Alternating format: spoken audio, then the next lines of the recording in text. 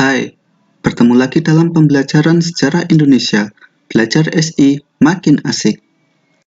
Untuk hari ini, kita akan membahas materi tentang VOC. Oke, langsung saja kita ke materinya. Silakan diamati gambar berikut. Kira-kira gambar apa ini? Ya, ini adalah gambar kedatangan bangsa Belanda saat mendarat di Banten.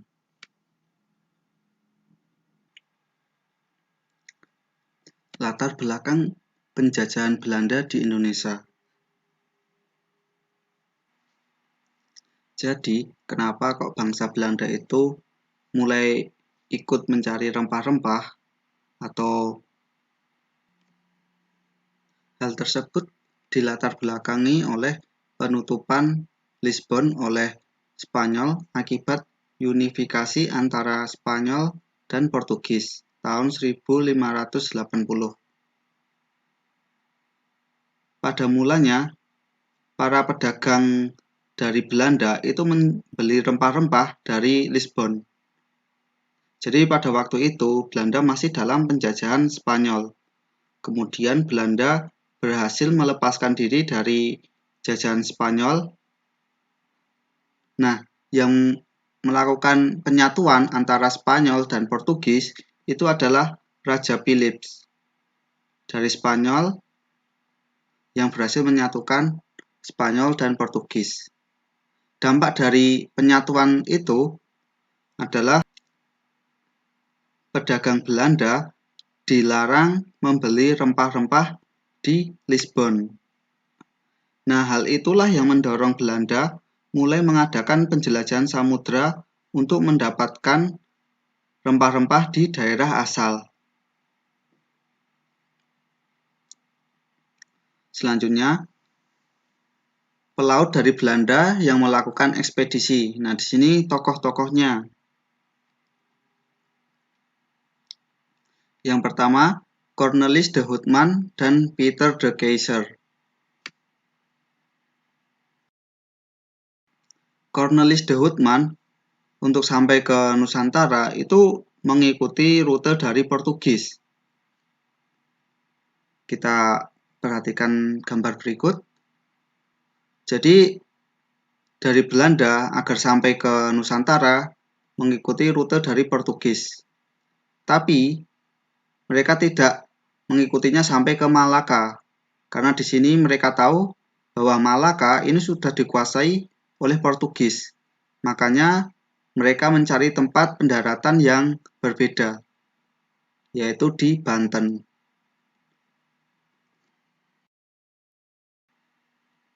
Pada mulanya, mereka itu diterima baik oleh penduduk sekitar dan penguasa di Banten. Tetapi lama-kelamaan karena sikap sombong dan sewenang-wenang oleh Cornelis de Houtman dan juga anak buahnya, mereka kemudian diusir oleh penguasa Banten saat itu. Cornelis de Houtman kembali ke Belanda dengan membawa sedikit rempah-rempah. Yang kedua adalah Van Eyck.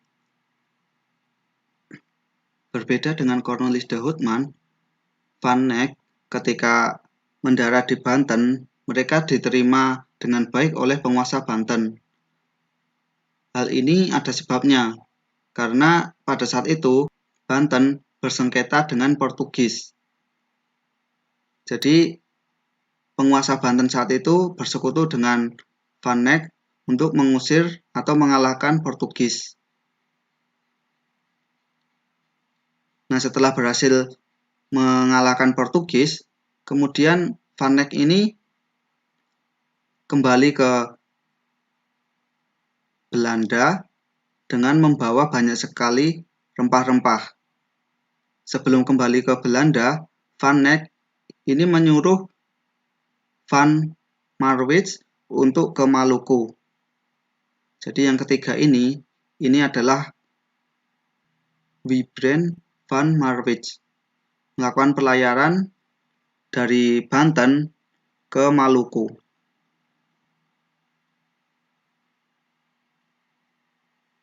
Karena keberhasilan Van Eyck membawa rempah-rempah, hal itu berdampak pada banyaknya pedagang Belanda yang pergi ke Nusantara untuk mencari rempah-rempah. Nah, saking banyaknya, terjadilah persaingan antar pedagang Belanda. Hal tersebut berakibat pada merosotnya keuntungan. Melihat hal tersebut, John van Olden itu mengusulkan agar dibentuk suatu kongsi dagang atau persekutuan dagang. Usul tersebut kemudian diterima dan dibentuklah VOC, Verenigde Oost-Indisch Company.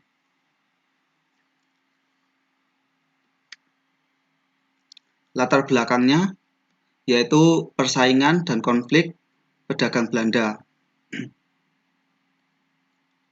Karena persaingan dan konflik pedagang Belanda, keuntungan yang merosot, akhirnya dibentuklah kongsi dagang Belanda yang namanya VOC.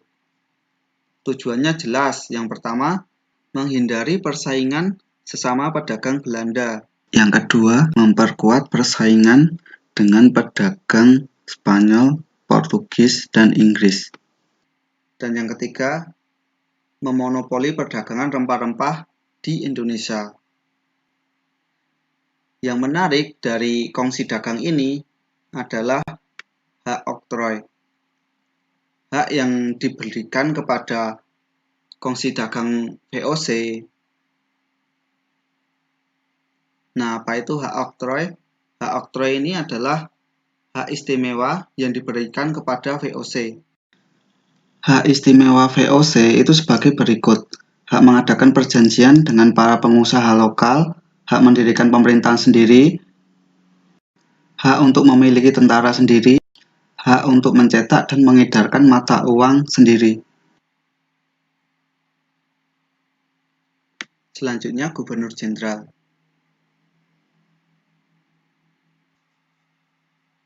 Nah, di sini VOC itu sebenarnya dipimpin oleh The Heren 17 atau Dewan 17. The Heren 17 itu berkedudukan di Belanda, sementara VOC itu berada di Nusantara saat itu. Nah, untuk sebagai perpanjangan tangan atau perwalian, makanya diangkatlah Gubernur Jenderal, yaitu perpanjangan tangan dari The Heren 17. Nah, di sini ada 4. Yang pertama adalah Peter Both. Tugas dari Peter Both yang pertama adalah mencari Raden Vos. Raden Vos di sini adalah pangkalan tetap. Pada saat itu Peter Both memilih Maluku, yaitu Ambon sebagai pangkalan tetapnya. Kemudian mendirikan loji. Loji di sini adalah gudang yang digunakan untuk menyimpan rempah-rempah. Dan tugas yang paling penting yaitu melakukan monopoli rempah-rempah. Peter Both kemudian digantikan oleh Gerard Reyns. Kemudian Gerard Reyns digantikan oleh Laurens Real. Tapi mereka berdua ini hanya memerintah kurang lebih 1 tahun dan tidak kita bahas di sini. Nah, yang kita bahas selanjutnya adalah Jan Pieter John Koen. Nah, ini adalah tokoh yang sangat fenomenal. Nah, kenapa dia sangat fenomenal?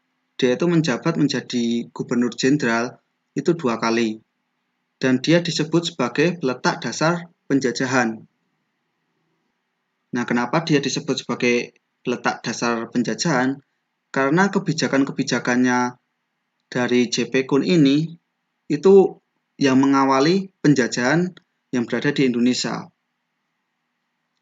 Jika Peter Both tadi mendirikan Raden Vos itu di Ambon, maka J.P. Koen itu memindahkan dari Ambon ke Jayakarta. Dari Jayakarta kemudian diubah menjadi Batavia oleh J.P. Kuhn. Nah, kebijakan-kebijakan yang dilakukan VOC di Indonesia, yang pertama ada kontingenten. Kontingenten ini adalah pajak wajib yang berupa hasil bumi. Kemudian yang kedua, Verpflicht Laverentie. Ini adalah penyerahan hasil bumi dengan harga yang sudah ditentukan oleh VOC. Jadi rakyat itu disuruh menyerahkan hasil buminya ke VOC dengan harga yang ditetapkan.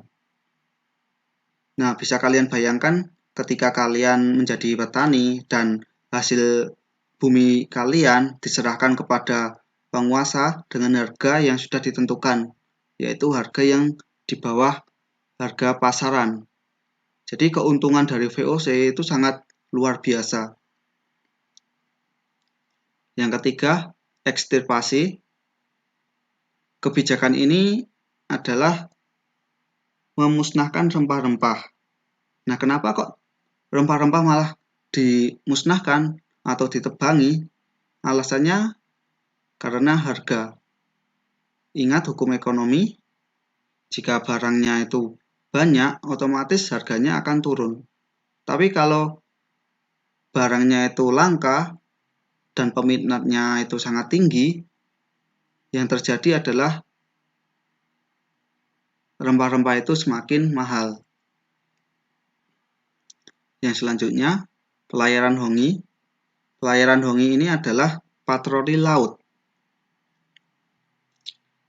Kenapa disebut patroli laut? Karena saat itu VOC memberikan kebijakan agar melarang para pedagang lokal itu menjual rempah-rempah selain ke VOC. Jadi menjual rempah-rempah ke pedagang Inggris, pedagang Spanyol, pedagang Portugis itu dilarang.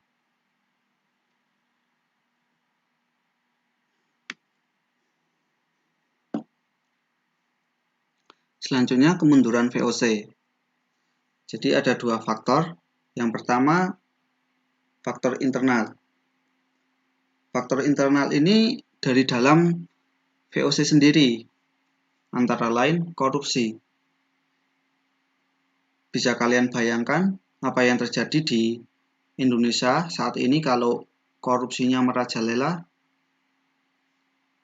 Jadi kita harus berkaca pada sejarah. Yang kedua, jual beli jabatan. Jadi untuk naik menjadi jabatan manajer ataupun menjadi mandor, itu ada jual beli jabatan. Jadi orang yang tidak kompeten itu bisa menjadi mandor asalkan dia punya uang dengan cara membeli. Yang ketiga, pemasukan kecil, hutang banyak. Rugi akibat biaya perang, di sini perang akibat dari perlawanan rakyat Indonesia yang saat itu merasa dirugikan. Selain itu, Belanda saat itu juga mengalami perang dengan Belgia, yang saat itu Belgia ingin melepaskan diri dari Belanda. Yang kelima adalah kalah saing dengan EIC. EIC ini adalah kepanjangan dari East India Company, yaitu kongsi dagang milik Inggris yang berpusat di Kalkuta, India sana. Selanjutnya, faktor eksternal yaitu munculnya revolusi Prancis. Kemudian revolusi ini mulai menyebar di Eropa, salah satunya adalah Belanda, sehingga Belanda dikuasai oleh Prancis. Oke, untuk materi hari ini cukup sampai di sini. Sampai jumpa lagi pada materi selanjutnya. Assalamualaikum warahmatullahi wabarakatuh.